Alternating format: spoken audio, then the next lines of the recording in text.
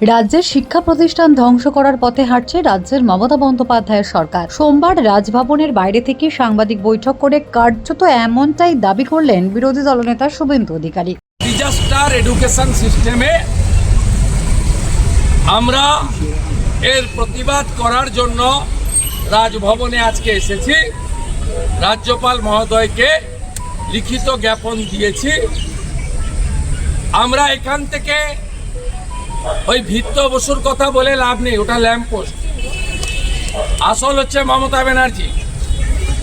আমরা রাজ্যের মুখ্যমন্ত্রীকে হুঁশিয়ারি দিচ্ছি,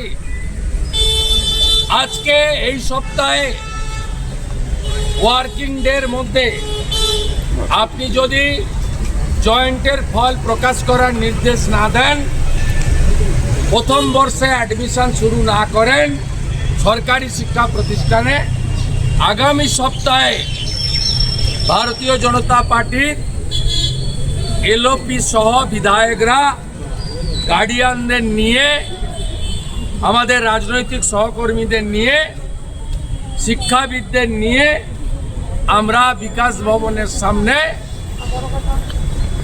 সারা দিন ব্যাপী ধর্নাতে বসে থাকব।